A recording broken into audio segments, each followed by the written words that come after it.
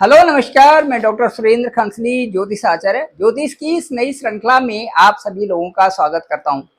आज हम बात करने जा रहे हैं कर्क राशि कैंसर साइन की। कैंसर साइन जो राशि चक्र है, जैडिक साइन है, जो टोटल जो 12 राशियां हैं, इनमें फोर्थ यानी कि चतुर्थ स्थान कर्क राशि का या कैंसर साइन का होता है। चतुर्थ स्थान जो होता है ये केयरिंग का होता है, जहां पर बहुत केयर होती है। और केयर का मतलब है कि जहां पर आप ये समझे कि हमारी सुकून की लाइफ जो है वो कर्क राशि से संबंधित है। कर्क मतलब जो आपका जो 12 खाने हैं कुंडली के, उनमें चतुर्थ हाउस कोई भी असेंडेंट हो सकता है आपका, और जो फोर्थ हाउस है ये बहुत महत्वपूर्ण आपके लिए होता है। पुराने जमाने में भी कहा जाता था कि यदि चतुर्थ हाउस में अच्छा ग्रह वहां पर है और पॉजिटिविटी वहां पर है तो भाग्य अच्छा है, चल जाएगी, बस गाड़ी चल जाएगी। तो वही जो फोर्थ जो हाउस है यहाँ पर अच्छा रहना बहुत जरूरी है, क्योंकि इससे हम जीवन की जो उपलब्धियां हैं उनके साथ साथ में जीवन में जो आराम है, साथ साथ में जो हमारा परिवार है, परिवार से संबंधित जो सुख है, माता का जो स्नेह है, उसे हमें फोर्थ स्थान से ही, फोर्थ जो प्लेस है, जो फोर्थ हाउस है, वहीं से प्राप्त होता है। तो जो कर्क राशि है, जो जो कैंसर साइन है, इसमें अभी यदि हम कर्क लग्न से लेते हैं, यदि असेंडेंट मान के चलते हैं फोर को, फर्स्ट हाउस को यदि फोर से हम लेके चलते हैं, तो इस समय जो स्थिति है, एक बेहतर स्थिति ये है कि 29 जून से और उसके बाद जो 26 जुलाई तक का जो पीरियड है, इस पीरियड में वीनस जो कि आपके फोर्थ हाउस के भी लॉर्ड हैं और उसके बाद 11th हाउस के भी लॉर्ड हैं, 11th हाउस में यानी 11वें स्थान में ही प्रविष्ट करने वाले हैं 29 जून को। अब ये क्या होगा और क्या प्रभाव होगा यदि आपका कर्क लग्न है और कर्क राशि है, तो वहीं से जहां पर कर्क लग्न 4 अंक लिखा हुआ है वहां से काउंट करिए 1 2 3 4 5 6 7 8 9 10 11 12 1 और 2। तो जहां पर 2 आ रहा है वो आपका 11th हाउस है। और वहीं पर 29 जून को वीनस वहां पर एंट्री कर जाएंगे। अब जब वीनस वहां पर एंट्री कर जाएंगे तो जो कुंडली, पूरी कुंडली है, इनमें कुछ स्थान विशेष महत्व के होते हैं, जैसे धर्म त्रिकोण। धर्म त्रिकोण का मतलब है फर्स्ट, फिफ्थ और नाइन्थ, इसे कहते हैं धर्म त्रिकोण। कहने का मतलब है जहां पर आप धर्म को लेकर के आगे चलते हैं, वो धर्म क्या है? आपके माता पिता की सेवा करना, 9th हाउस से। आपके बड़ों का संस्कार करना, 9th हाउस से। उसके बाद आपको जन्म से संस्कार मिले हुए हैं उनको फॉलो करना, 5th हाउस से। उसके साथ साथ भी अपनी अच्छी शिक्षा दीक्षा करना, 5th हाउस से। जो धर्म के प्रति हमारी ड्यूटीज हैं उनको उनको अच्छा मेंटेन करके आगे बढ़ना। दूसरा, अपने बारे में सोचना कि मैं कौन हूं और मैं क्या कर सकता हूं, मेरा पूर्व जन्म क्या था और अब मैंने इस जन्म में क्या करना है, ये धर्म त्रिकोण बताता है। तो जिसका फर्स्ट हाउस, 5th हाउस और सीधे जो 9th हाउस धर्म त्रिकोण है, इनमें यदि बृहस्पति बैठे हो, यदि इनमें जो धर्म त्रिकोण जो है इनमें यदि लग्नेश बैठे हो, तो आप ये कह सकते हैं कि आपके जीवन का मुख्य उद्देश्य क्या है। इसी तरह से अब जो है अर्थ त्रिकोण, अर्थ त्रिकोण की बात करते हैं। अर्थ त्रिकोण होता है 2nd हाउस, 6th हाउस और 10th हाउस। ये है अर्थ। अर्थ का मतलब इकोनॉमिक, कैसे आप साउंड बनोगे, इकोनॉमिकली स्ट्रांग कैसे बनोगे, फाइनेंशियल ग्रोथ कैसे होगा। आपकी जो आपका जो असेंडेंट है, जो आपका लग्न है, यदि वो बैठे चंद्रमा ही, जैसे मैं कर्क राशि की बात कर रहा हूं, तो चंद्रमा यदि आपके 2nd हाउस में बैठते हैं, यह अर्थ का भाव है। इसका मतलब है कि परिवार से संबंधित आपको प्रॉपर्टी मिलेगी, या परिवार की जो प्रॉपर्टी है उससे आपके भाग्य खुलेंगे। जैसे होता है ना कि कई जगह ये होता है कि कोई जमीन पड़ी हुई है, एक पीढ़ी ने ध्यान नहीं दिया, दूसरे ने दिया। क्यों नहीं दिया? क्योंकि वहां पर इस तरह से स्कोप नहीं था। लेकिन अब बढ़ते हुए, और ये जो राहु का युग चल रहा है, इसमें जैसे सब जगह जिस हर चीज को फोकस हो रहा है, हर चीज को मीडिया दिखा रही है, ये सारी चीजें, तो उसमें क्या हुआ कि वो जगह, जो जगह आपको कभी यूज की नहीं थी एक पीढ़ी पहले, वो अब जो है वहां पर बड़े बड़े रिजॉर्ट बनने शुरू हो गए। अब रिजॉर्ट बनने शुरू हो गए तो आपकी भी जमीन है वहां पर, आपकी जमीन है, तो अब जो तीसरी पीढ़ी में आपको बुलाया कि भाई आपको कांटेक्ट किया कि हाँ जी आप इस जमीन के यहाँ पर जो है आप मालिक हैं। हमने कहा हाँ ठीक है, फिर आप वहां पर चले गए। उसके बाद आपको करोड़ों की जमीन वो हो गई और उसके बाद आपके लिए भी वहां पर रिजॉर्ट बन गए बहुत सारी। ये है अर्थ त्रिकोण का सेकंड हाउस। सेकंड हाउस में परिवार की तरह से ही, अनसेस्टर प्रॉपर्टी की तरह से ही, अपने परिवार से ही पैसे मिलने से आपका क्रेडिट बैलेंस बढ़ जाता है। यह अर्थ त्रिकोण का दूसरा भाव है। उसके बाद यदि आपका लग्न सिक्स्थ हाउस में है तो आप कहीं पर लॉयर होंगे, आप कहीं पर डिस्ट्रीब्यूटर होंगे, आप कहीं पर फाइनेंस को देखने वाले होंगे, आप कहीं पर दूसरों को ऋण देने वाले होंगे। इस तरह से कई प्रकार के काउंसलर आप हो सकते हैं, जहां पर आपके दूसरों के झगड़ों का निपटारा करा रहे हैं। इस जरिए से आपका वहां पर पैसे कमाना है, सिक्स्थ हाउस। और उसके बाद आपका टेंथ हाउस। टेंथ हाउस का मतलब है कि आप सर्विस क्लास हैं, आप बिजनेस क्लास हैं, आप मेहनत कर रहे हैं, आपने उसी पर बहुत कंसंट्रेट कर दिया है और उसी पर लगे रह करके आप एक उच्च अवस्था आपने प्राप्त कर ली है। ये अवस्थाएं तब प्राप्त होती है जब आप जानते हैं अपने बारे में कि मेरा लग्नेश कहाँ पर है और वो मुझे क्या बता रहा है, फिर आपने जुट जाना है। फिर इधर ना उधर। फिर कई लोग क्या होते हैं कि कभी बिजनेस कर रहे हैं, कभी सर्विस कर रहे हैं, कभी दूसरी चीज कर रहे थे, कोई तीसरी, तो फिर उसमें कुछ नहीं मिलता और उसे सही धारा नहीं बन पाती। तो वो जो सही धारा प्राप्त करने के लिए अर्थ त्रिकोण से संबंधित देखना पड़ेगा कि अर्थ त्रिकोण मेरे कौन कौन से हैं और उसमें मेरा अपना जो असेंडेंट के लॉर्ड बैठे हैं या नहीं। इन तीनों में यदि बैठे हुए हैं तो आपने वही काम करना है जो वो कह रहे हैं। अब इसके बाद आता है काम त्रिकोण। काम त्रिकोण का मतलब है तीसरा हाउस, आपके असेंडेंट के बाद तीसरा हाउस, उसके बाद आता है आपका सेवंथ हाउस और उसके बाद आता है 11th हाउस। इन्हें कहते हैं काम त्रिकोण। काम त्रिकोण का मतलब है कि इच्छाएं। अब जो थर्ड हाउस है वहां से आपकी इच्छाएं जागृत होना, रूट से आपकी इच्छाएं जागृत होना। कोई ऐसे कार्य जो आप नहीं करना चाहते हैं, वो भी अवचेतन वाले कार्य भी आप करने जा रहे हैं, वो है थर्ड हाउस। थर्ड हाउस हमारा पराक्रम का भी है, लेकिन एक काम त्रिकोण भी है। यहां से हम वो चीज करते हैं जिसके बारे में हम सोच भी नहीं सकते, वो कार्य करने शुरू हो जाते हैं थर्ड हाउस से। यदि यहाँ पर आपका लग्नेश बैठा हुआ है, यहाँ पर आपके शनि बैठे हुए हैं, तो वो आपके लिए वही काम है। फिर तो आपने उन कार्यों में ही जोड़ देना है जहां पर कि वो आपको कह रहे हैं।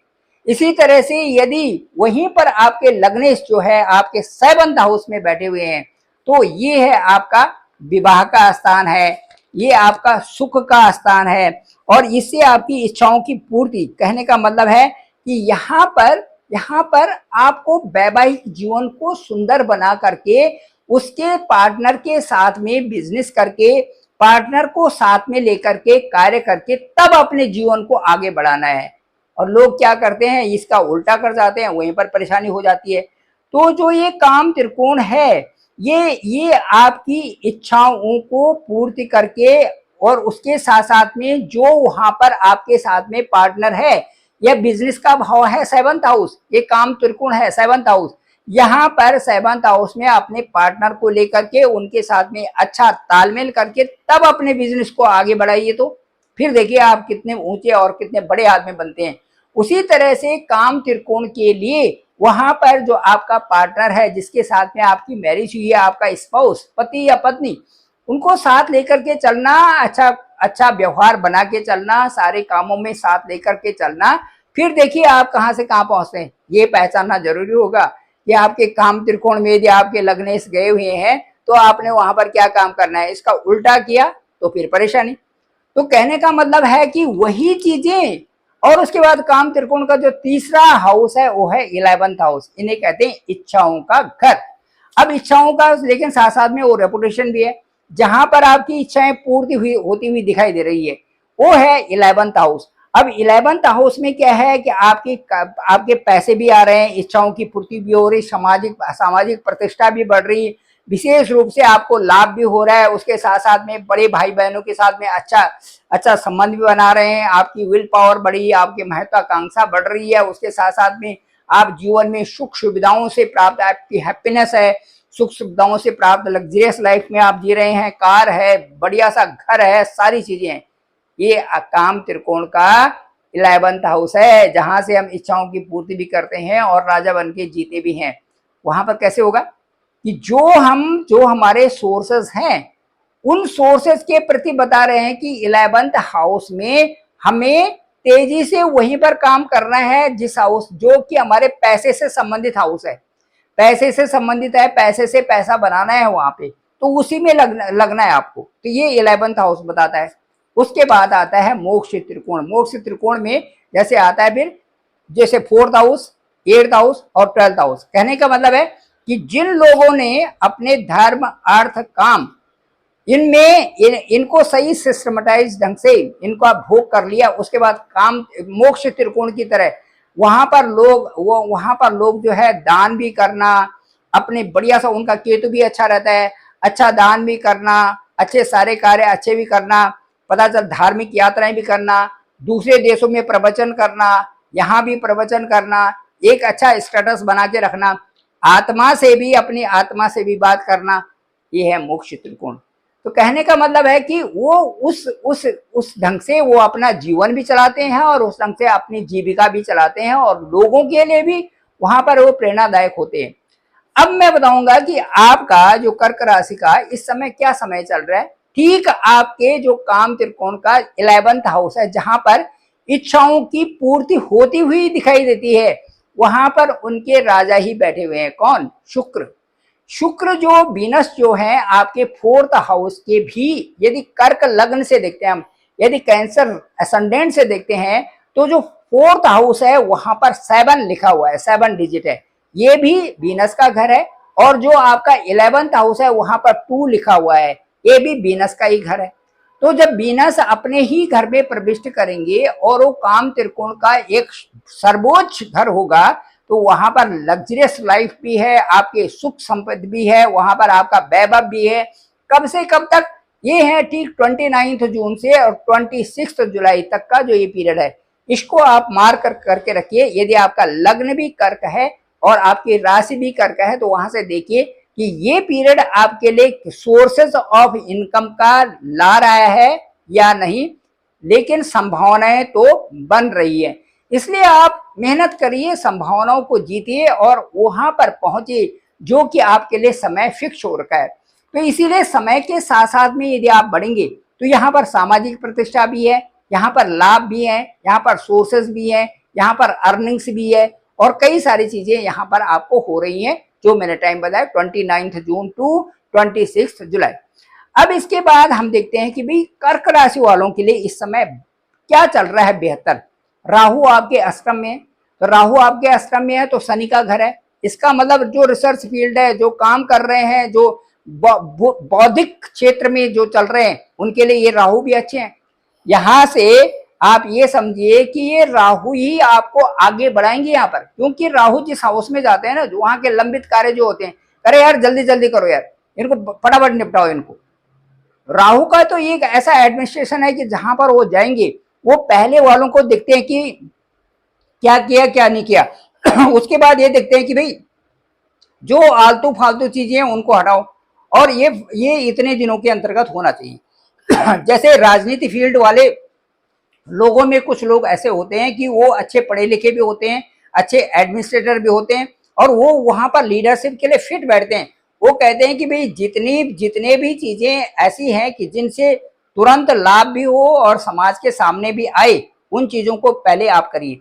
वही चीजें कि जो लंबित चल रही हैं, उन स्कीम्स में, उन योजनाओं में इस समय कर्क राशि के लिए राहु भी वहां से आपको अच्छा पुश कर रहे हैं। 8th हाउस है, ये रिसर्च हाउस है। ये हाउस आपका थोड़ा सा जो ये कह सकते हैं कि डाइट से संबंधित होना चाहिए, अच्छी डाइट आपकी होनी चाहिए, बढ़िया रहिए, बढ़िया खाइए, डिसिप्लिन से रहिए, आलस न करिए, ये राहु कह रहे हैं यहाँ पे 8th हाउस में। ठीक है, तो जितने भी कर्क राशि वाले हैं, परेशान होने की कोई जरूरत नहीं, कोई भी ग्रह आपके लिए खराब नहीं है। सभी ये जजमेंटल होकर के ये सारे के सारे ये जज बन के हमारी लाइफ में रहते हैं और ये हमें अच्छी दिशा बताते हैं। अभी सुधरोगे तो ठीक है, नहीं तो अगले जन्म में सुधरोगे, फिर अगले जन्म में नहीं तो अगले जन्म में सुधरोगे, पर सुधरना है ही। तो ये सुधारने के लिए है, क्योंकि इस सृष्टि में ये नवग्रह हमेशा ही रहेंगे, पहले से भी थे, अब भी रहेंगे, वैदिक काल से भी थे, अब भी रहेंगे, आगे भी रहेंगे, कई लाखों हजारों सालों तक रहेंगे, ऐसे ही रहेंगे। कहने का मतलब यदि सूर्य का और यदि चंद्रमा का इम्पैक्ट हमारे ऊपर इतना ज्यादा है, तो ये तो इतने बड़े बड़े ग्रह हैं, इनका इनका क्यों नहीं है, सबका है। तो जो छाया ग्रह है ये इनका कम थोड़ी है। छाया ग्रह जो राहु और केतु, इनका भी प्रत्यक्ष रूप से प्रभाव हम लोगों पर दिखाई देता है। जैसे यदि समुद्र में चंद्रमा जो सबसे नजदीक है, ये इनका इतना प्रभाव है कि जिस दिन ज्वार भाटा आता है, पूर्ण चंद्रमा हो गया, तो ज्वार भाटे में दिखाई देता है, पूरा पूरा दिखाई देता है। और इसमें टाइड आता है और उसके बाद जो है स्थितियां पूरी ढंग से दिखाई देती है कि भाई आज जो है फुल मून है, और जैसे फुल मून नहीं है उस दिन टाइड नहीं होता। तो ये प्रभाव तो हम सब पे ही है। जब मून का समुद्र पे इतना प्रभाव, सी एरिया ओशियन पे इतना प्रभाव है, तो हम पर क्यों नहीं, हम पर भी है, 100% है। उसी तरह से होरा जैसे होता है, जैसे आज सोमवार है, कल मंगलवार, जब Monday, Tuesday, Wednesday, Thursday, Friday, Saturday, ऐसे थोड़ी बन गए। जो मंडे के बाद जब होरा निकालते हैं ना, कैलकुलेशन करते हैं, तो ट्यूसडे ही आता है। जब ट्यूसडे के बाद होरा निकालते हैं अगले दिन का, तो फिर वेडनेसडे ही आता है। तो ये ऐसे नहीं बने हुए हैं या ऐसे नहीं किए हुए हैं, वो उसी के अनुसार। इसीलिए बोलते हैं कि भाई इस दिन का शनि का दान शनि के दिन, बृहस्पति का दान बृहस्पति के दिन, सोमवार का वो और दिन करें तो उसका प्रभाव उतना कम होता है। तो ये सारी चीजें हैं। कहने का मतलब मेरा ये है कि जो इच्छाओं की पूर्ति है उसका भी समय है, साथ साथ में जो काम त्रिकोण के जो इच्छा है और उसके साथ में जो आपके कार्य हैं उनको अच्छी गति मिलेगी। इसके साथ साथ में जो शनि है शनि आपके 9th हाउस में है। इसको ये भी कहा कि भाई चांदी का पाया है, जो दूसरे स्थान पे, जो 5वें स्थान पे और 9th स्थान पे यदि सैटर्न गोचर करते हैं और आपका कर्क लग्न है और कर्क राशि है, तो वहां से काउंट करिए। यदि आपका ठीक जो है 9th हाउस में वहां पर सैटर्न आ रहे हैं, इसका मतलब है कि शीर्षस्थ पद पर पहुंचा रहे हैं। आपने जल्दीबाजी नहीं करनी है, आराम आराम से करिए, क्वालिटी का काम करिए, लॉजिक थाम के रखिए। आपने वो चीजें लानी है जो कि कभी हुआ नहीं था, उनको भी आप उसमें रखिए। जैसे एक रिसर्च में, जैसे एक इन्वेस्टिगेशन में, जैसे एक खोज में, जैसे एक कंप्लेंट के बाद उसको कंप्लेंट को हम रिड्रेस करते हैं, उसको हम आगे कंप्लीट करते हैं, तो हम क्या करते हैं, उसके तह में जाते हैं कि यहाँ से शुरू हुआ, इस तरह से शुरू हुआ, ये है इस रिसर्च में नई चीजें ये है, ये पहले ये हुआ था, अब जो इस तरह से चल रहा है, उसके बाद नया जो इसमें समाज को क्या इम्पैक्ट होगा, वो चीजें उसमें डालने की जरूरत है। और उसके बाद ये सबसे अच्छा कैसे है, ये हमने सारी चीजें। तो यही आपको शनि आपके लक हाउस से बता रहा है कि भाई परेशान मत हो, भाई आलस मत करो, आप ये मत समझो कि मैं तो बेकार आदमी हूं, आप ये समझिए कि मैं सबसे अच्छा हूं, प्रभु ने मुझे सबसे अच्छा बनाया, अब मेरी शक्ल भी सबसे डिफरेंट है, इसलिए मैं सबसे यूनिक हूं। अब ये समझिए कि मैं मेरा जो वर्क है वो सबसे अच्छा होगा, मैं दौड़ में और लोगों की तरह ही हूं, उनसे भी आगे निकल सकता हूं। ये अपने मन में रखिए। कर्क राशि वालों को इमोशनल के साथ में ऐसे होने की जरूरत नहीं है, ये खुद राजा हैं, राजा ही रहेंगे। जो सूर्य और चंद्रमा है ये बहुत बड़ी चीजें हैं। सूर्य चंद्रमा जो है, सन एंड जो जो जो जो मून है, ये दोनों तो कुंडली के बहुत बड़ी चीजें हैं। इनसे आप बहुत बहुत कुछ सीखते हैं, बहुत कुछ आगे बढ़ते हैं। हाँ, एक बात जरूर है कि मून साइन वालों को ये देखना चाहिए कि जो मेरे सामने आ रहा है वो किस तरह का है, क्या व्यवहार करेगा, किस तरह कहाँ तक पहुंच सकता है, इन चीजों का ध्यान रखें, उससे दूर रहे। और जो अच्छा, जो जहां पर आपको आगे बढ़ना है उसको आप उसके साथ चलें, कोई दिक्कत नहीं है।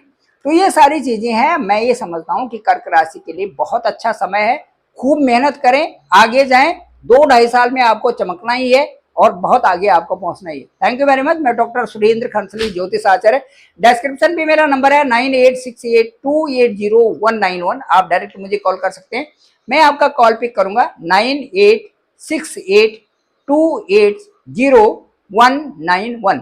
और उसके बाद आपके साथ में मैं अपने अनुभव से सारी बातें बताऊंगा, date of birth, place of birth और टाइम, के आधार पर कुंडली का एनालिसिस किया जाएगा। आपका असेंडेंट जो है, आपका लग्न बहुत महत्वपूर्ण है और आपकी दशाएं और अंतर्दशाएं बहुत महत्वपूर्ण है।